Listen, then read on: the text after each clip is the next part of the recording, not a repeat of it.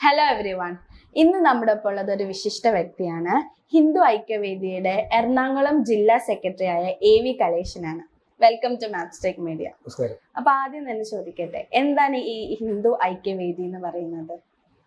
ഹിന്ദു ഐക്യവേദി എന്ന് പറഞ്ഞാൽ കേരളത്തിൽ മാത്രം പ്രവർത്തിക്കുന്ന സംഘടനയല്ല. കേരളത്തിലെ ഹിന്ദു ഐക്യവേദിയുടെ പേരാണ്, ഹിന്ദുക്കളെ സംഘടിപ്പിക്കുന്ന സംഘടനയുടെ പേരാണ് ഹിന്ദു ഐക്യവേദി. ഭാരതത്തിലെ എല്ലാ സംസ്ഥാനങ്ങളിലും ഹിന്ദു ഏകീകരണ പ്രവർത്തനങ്ങൾ നടക്കുന്നുണ്ട്. ഓരോ സംസ്ഥാനത്തും ഓരോരോ പേരുകളിലാണ് ഇത്തരം സംഘാടന നടക്കുന്നത്.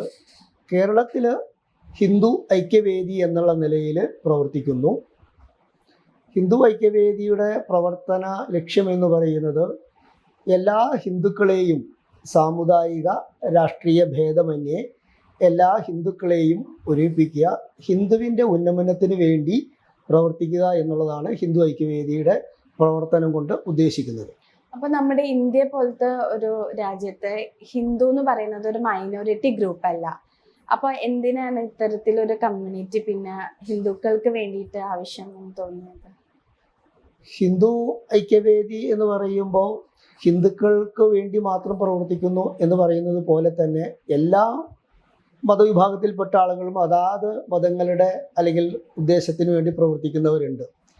കേരളത്തിലെ മുഴുവൻ ഹിന്ദുക്കളെയും ഒരുമിച്ച് ചേർത്തുകൊണ്ട് ഹിന്ദുവിൻ്റെ ഉന്നമനത്തിന് വേണ്ടിയിട്ട് ഇപ്പോൾ കേരളത്തിലെ നമ്മുടെ അധികാരത്തിലുണ്ടായിരുന്ന സർക്കാരുകളെല്ലാം തന്നെ ഹിന്ദുവിൻ്റെ കാര്യങ്ങൾക്ക് വേണ്ടി ഒന്നും ചെയ്യാതെ ന്യൂനപക്ഷങ്ങൾക്ക് വേണ്ടി മാത്രം നിലകൊള്ളുന്ന ഒരു നിലയാണ് നമ്മൾ ഉണ്ടായിട്ടുള്ളത്.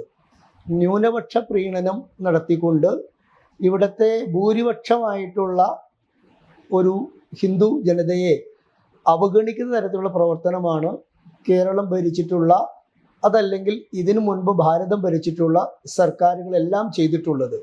അപ്പോൾ അതിനെ മനസ്സിലാക്കിക്കൊണ്ടാണ് മുഴുവൻ ഹിന്ദുക്കളും ആ സമൂഹം എന്ന് കരുതി മറ്റു സമുദായങ്ങൾക്കെതിരെ എന്തെങ്കിലും പ്രവർത്തനം ചെയ്യണമെന്നോ അതിൽ മറ്റു സമുദായങ്ങൾ മറ്റു ആളുകളെ സംഘടിക്കരുതെന്നോ അവരോടുള്ള ഒരു വിദ്വേഷമൊന്നുമില്ല.